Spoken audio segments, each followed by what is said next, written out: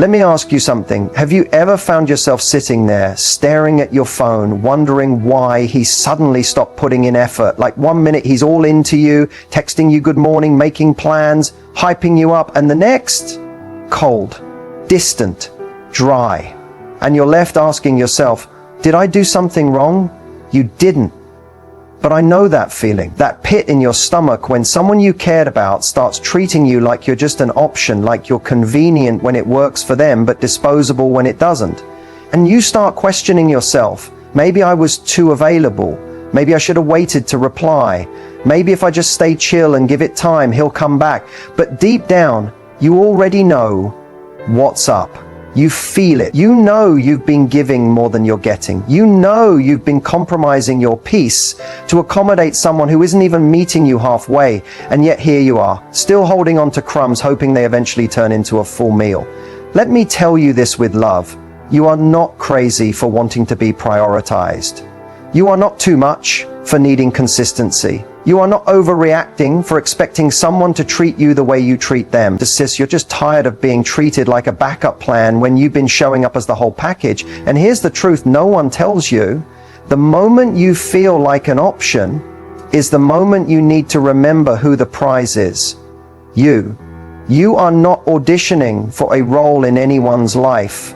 You are the standard. You are the experience. But you can't expect someone to see your worth if you keep handing them discounts. So today, we're flipping the script. No more chasing, no more wondering, no more maybe he just needs time. Nah, now it's his turn to feel what it's like to lose access to a woman who would have gone to war for him. And if you're ready to stop being treated like an option and start acting like the prize, stay with me. Because this is your turning point. Let's take a breath here. Because before we talk about how to take your power back, we need to talk about how you even ended up here. And I want to say this up front. It's not your fault. Seriously. The way you loved, the way you showed up, the way you gave, that came from a real, beautiful place. And even though it might not have been returned the way you deserved, it doesn't mean you were wrong for loving the way you did. See, a lot of women, especially strong, nurturing ones, fall into this trap. You lead with your heart. You care deeply, and when someone gives you just enough attention, just enough affection, you start to believe in the potential instead of the reality. You cling to the version of him he showed you in the beginning, that charming, consistent, present version, hoping it'll come back if you just hold on a little longer, try a little harder, love a little deeper. But what really happened is this: you were consistent with someone who was inconsistent. You were honest with someone who was vague. You were ready, and he was just available. That's the difference. You weren't too much, he was too little. But you kept trying to adjust yourself to fit inside a space that was never meant to hold all of you. You got here because you were conditioned to believe that your worth comes from being chosen. That if someone picks you, it means you're enough. But here's the truth: you've always been enough, even when someone didn't have the capacity to see it. You were never supposed to convince someone to value you. You were supposed to know your value so well that if they didn't, it was automatic. Access denied. But that's not how we're taught to love, right? We're taught to compromise, to wait, to be patient. And while those things matter in healthy relationships, what happens when the compromise turns into self-abandonment?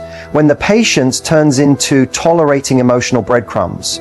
When you wait so long for someone to meet your needs that you forget what your needs even are? You got here because you believed this was love. And in your mind, love meant effort, loyalty, staying, fighting for it. But love should never feel like proving your worth to someone who benefits from you doubting it.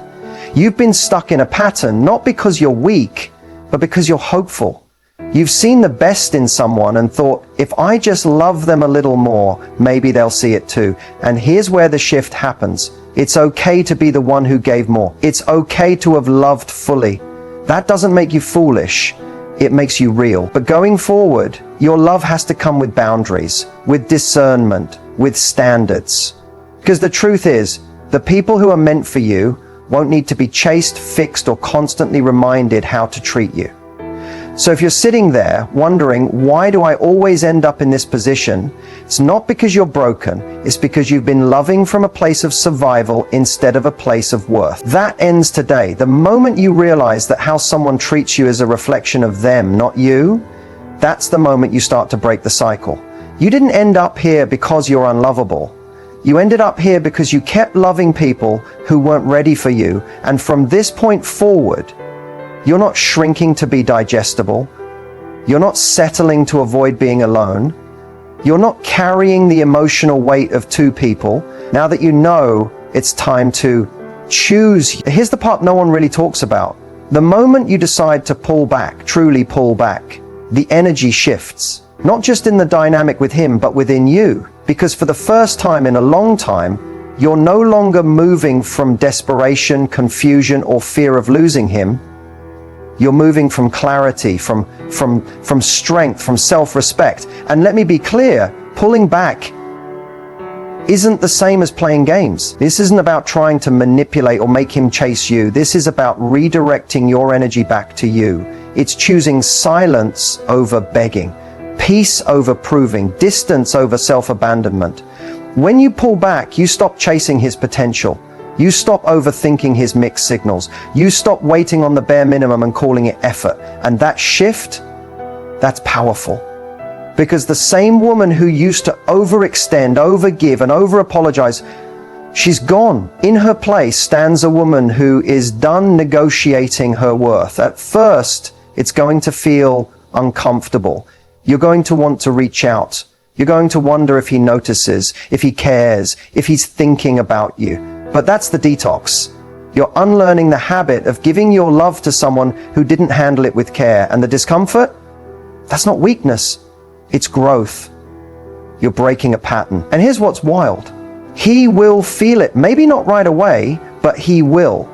Because when a woman who always made herself available suddenly goes quiet, it speaks volumes.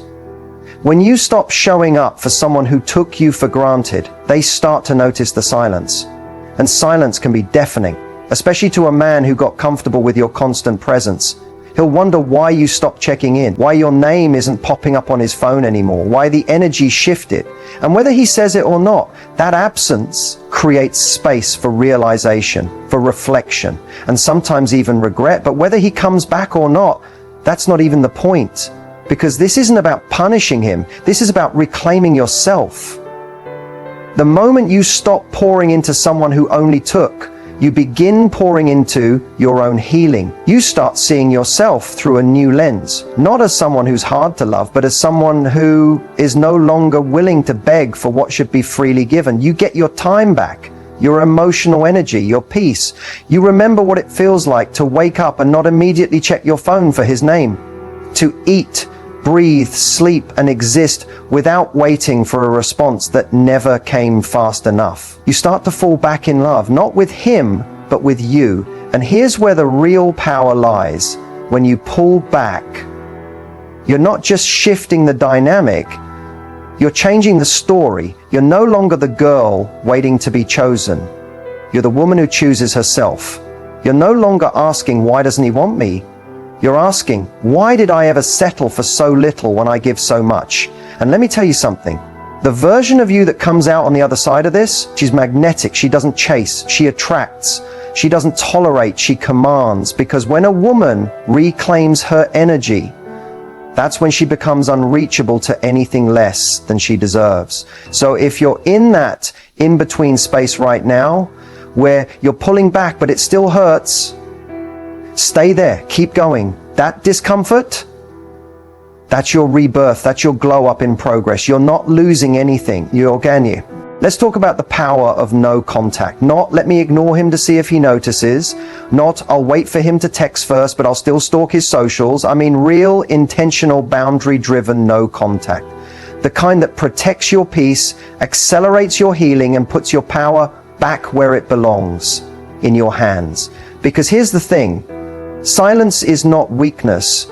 Distance is not bitterness. No contact isn't about getting back at him, it's about getting back to you. When you go no contact, you're not just cutting communication, you're cutting the emotional cord that's been draining you. You're saying, I refuse to keep participating in something that confuses me, hurts me, or keeps me stuck. And that is powerful. At first, it will feel like withdrawal, especially if you were used to him being a part of your daily routine. You'll reach for your phone out of habit. You'll hear a song that reminds you of him. You'll remember something you wanted to tell him. And in that moment, you'll be tempted to break it, to send the hey text, to accidentally watch his story, to check if he's still following you. But I want you to pause, because every time you don't reach out, you're building a new version of yourself. One that doesn't depend on someone else's attention to feel whole. One that doesn't need closure from someone who couldn't give you clarity in the first place. And let's talk about what no contact does on his side. When a woman who was once available, nurturing, forgiving, suddenly becomes silent, it's a wake-up call. Men are not used to silence from a woman who once cared deeply. They're used to second chances, long paragraphs, late-night calls, and emotional labor they never earned. When that stops, the silence speaks for you. It says, I'm not angry, I'm just done. It says, you no longer have access to me, not because I hate you, but because I finally love me. That's when he starts to feel it. The absence, the weight of what he lost, not because you're playing games, but because he took for granted something real, and now it's gone. But the biggest advantage of no contact isn't about what he feels. It's about what you finally get to feel. Clarity, peace, and emotional detox. Every day you hold that boundary, you remember who you were before the heartbreak. You get to hear your own voice again, not the one that was constantly questioning if you were enough. You'll notice your energy starts to come back. Your joy returns in pieces. You'll laugh again. You'll get inspired again. You'll realize that life is still full of magic even without him in it. And one day, without even trying, you'll think about him and feel nothing. That's when you'll know that no contact wasn't about making him suffer. It was about setting yourself free. This isn't about silence for revenge. It's about silence for recovery, for protection, for growth.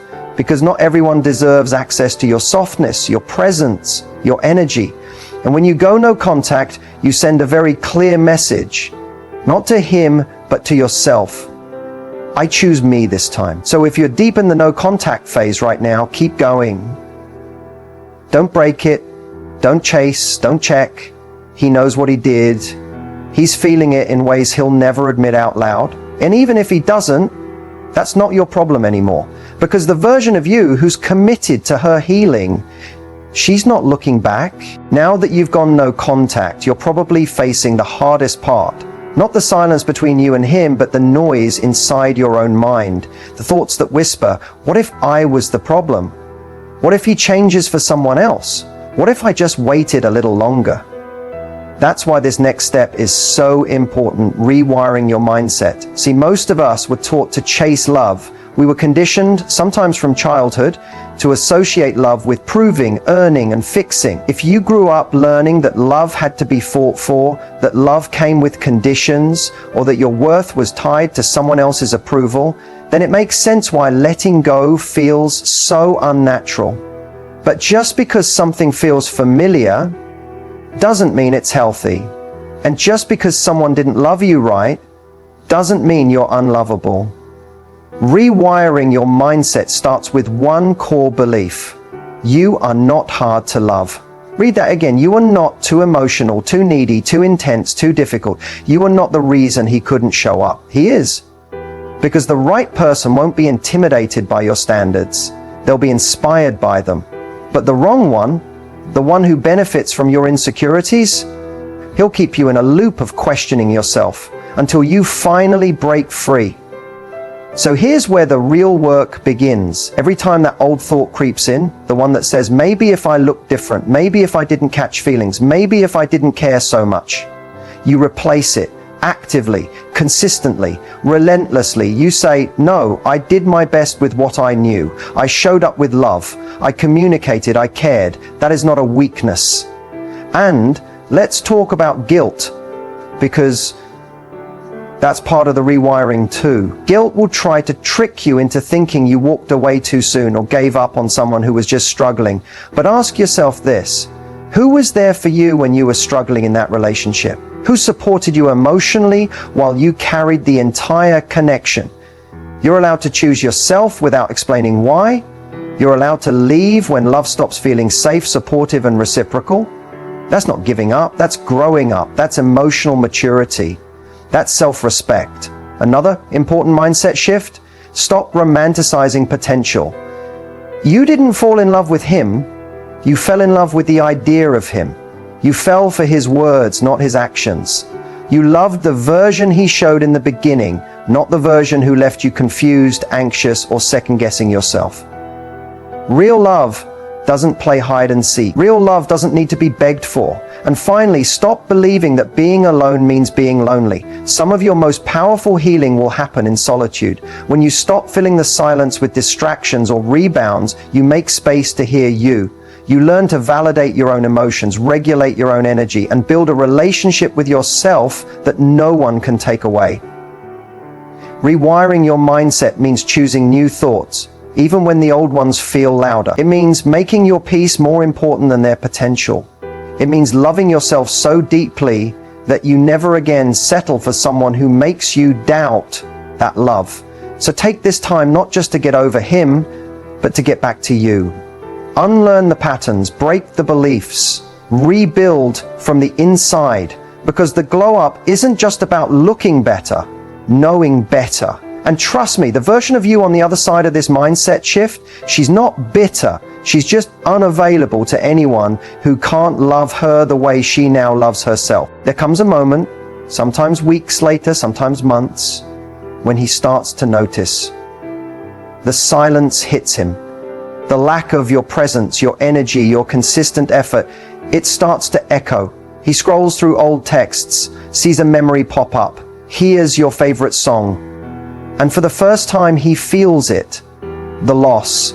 Not just the loss of a girl who used to text first, or the one who always forgave, or the one who stayed up late trying to fix things. He feels the loss of someone who brought peace into his life, who gave depth, consistency, genuine care. And suddenly it hits him. That kind of love doesn't come around twice.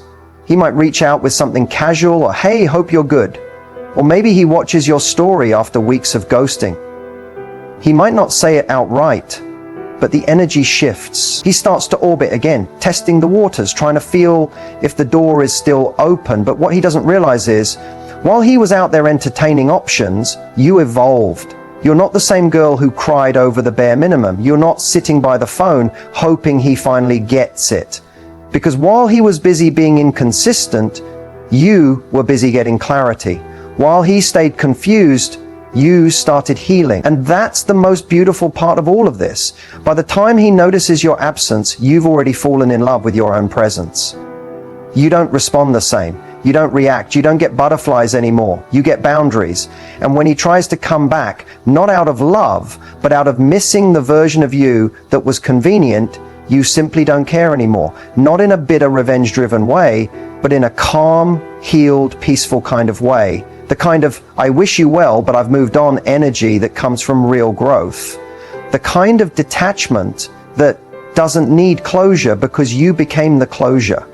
And that's the shift right there. You stopped seeing him as the prize. You realized the pain wasn't from losing him. It was from betraying yourself as someone who was never emotionally ready for you in the first place. That's why it doesn't hit the same when he finally shows up, because now you've outgrown the version of yourself that would have let him back in. You're no longer impressed by crumbs. You've tasted peace. And chaos doesn't taste good anymore. You don't crave the attention of someone who only saw your value after losing access to it. You crave consistency, alignment, depth, and you give those things to yourself first. That's what makes you powerful now. And let's be real, he notices that too. He sees that glow, that peace, that softness that now has boundaries, that version of you that no longer tries to prove her worth. She knows her worth. That's what he missed out on. Not just your presence, but the opportunity to grow alongside someone who would have gone all in for him. But the story doesn't end with him realizing it too late. The story ends with you realizing it right on time. So when he starts to notice, you don't need to explain. You don't need to entertain it. You don't need to go backwards, because the version of you who once settled for less, she's gone. And the woman standing in her place, She's not asking to be chosen. She chooses herself. Every time. This part right here, it's the most important. Rebuilding your self-worth, not just pretending you're okay, not just posting selfies and calling it healing, but truly, deeply reconnecting with the woman you were before they made you forget who you are. This is the slow, beautiful, powerful journey back to yourself.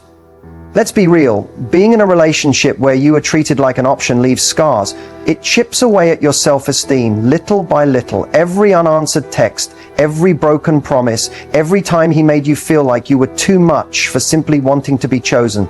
It creates this quiet belief that maybe you're not enough, that maybe love will always hurt, that maybe it's safer to settle than to risk being alone. But let me remind you of something. Your worth was never determined by his ability to see it. Just because someone couldn't love you properly doesn't mean you are unlovable. It means they were not equipped to hold what you had to give. And that's not your fault. It never was. So how do you rebuild that inner confidence, that unshakable self-worth? You do it gently. You do it daily. You do it step by step. Start by becoming intentional with how you speak to yourself. Catch the inner dialogue. Of course, he didn't choose me, or I'm always too much, or I should have tried harder. Pause. Replace that with truth. I showed up with love. I was loyal. I was honest. That is not weakness, that is strength. The way you speak to yourself becomes the way you feel about yourself. So be kind, be patient, be protective. Next, start honoring your boundaries, not just with others, but with yourself. If you say you're done, mean it. If you say you deserve better, stop entertaining the same cycles dressed up in different people. Self-worth grows when you become your own safe space, when you stop betraying your own needs just to feel temporary validation. Then, reconnect with your passions, your joy, your creativity. Remember the things that made you feel alive before that relationship consumed your energy. Go back to your art, your music, your goals, your books, the friends who saw the real you. Start showing up for you the way you used to show up for him. Also, don't rush the process. There's no timeline on healing. Some days you'll feel powerful, other days you'll miss him and wonder if you made the right choice.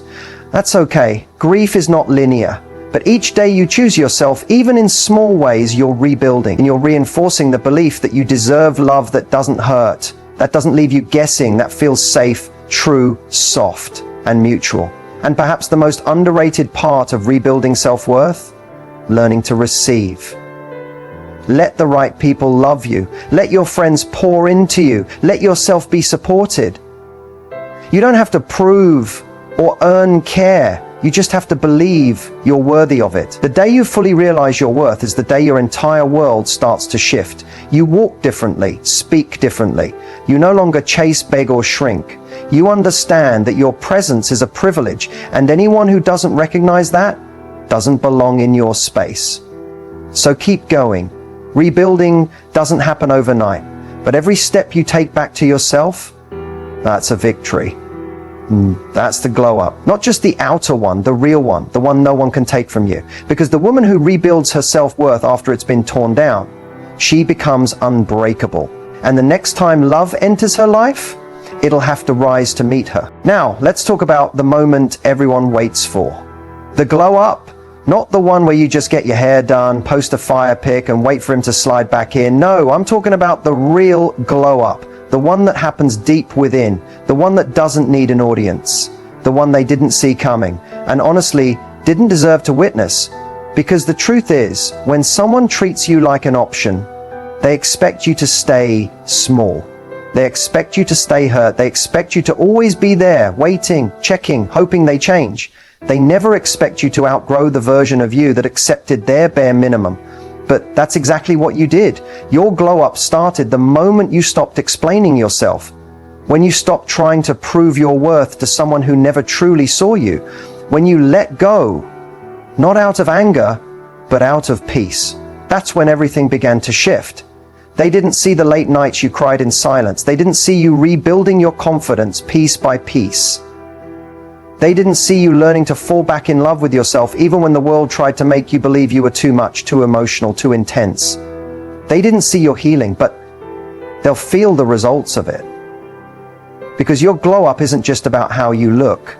It's about how you carry yourself. It's the way your energy changes when you no longer seek validation. It's the way you walk into a room not needing to be seen, but knowing you're worth being noticed. It's the power in your silence, the peace in your presence, the confidence in your standards. You're no longer that girl who settled for breadcrumb love. You're the woman who knows she's the whole meal, and not everyone deserves a seat at your table, especially not the one who took you for granted, only to realize too late what he lost. The best part? You didn't glow up to make him jealous. You didn't do it to prove anything to anyone. You did it for you, for your healing, for your future, for the version of you who once begged to be chosen, who now chooses herself every damn time. And while he might watch from a distance, liking a post here, sending a "you look good" DM there, it no longer moves you. Because when you truly glow up, you no longer seek closure, revenge, or even recognition. You just live fully, freely, unapologetically. He might think he still has a chance, that maybe you'll entertain him again, but what he doesn't understand is that the version of you who wanted him so badly, she no longer exists. You've evolved. You've elevated. You've embodied everything he overlooked. And no, he doesn't get a front row seat to your rebirth. He doesn't get to experience this healed, glowing, powerful version of you because he chose to fumble you when all you wanted was love. And now he can watch from the sidelines like everyone else who underestimated you. So hold your head high. Post that picture because you love it. Go after those dreams because they're yours. Set those boundaries because you deserve peace. Love yourself so loudly, so fiercely, that no one ever makes you question your worth again. This is your era, your comeback, your glow up, and guess what? It's just the beginning. Because when a woman finally realizes who she is, there's no going back, and there's no stopping her. And if you made it this far, girl, I need you to hear me when I say this. You are not broken. You are not too much. You are not hard to love. You are a woman who is learning to love herself louder than the people who failed to love her right. And that is everything. This journey from being treated like an option to becoming the main character in your own life is not easy, but it's worth it, because once you rise from this, you'll never shrink again for anyone. If this video spoke to your heart, helped you see things clearer, or gave you that push to keep going, don't keep it to yourself. Hit that like button so more women like you can find this message. Subscribe if you want real, raw, empowering relationship advice that actually helps you heal and level up. And tell me in the comments, what part of your glow up are you most proud of so far? Let's hype each other up. This space is for us. Remember, he may have made you feel like you weren't enough, but the truth is he was never ready for someone like you. Your healing is the revenge. Your peace is the glow up. Your self-love is the real flex. Until next time, keep choosing you, always.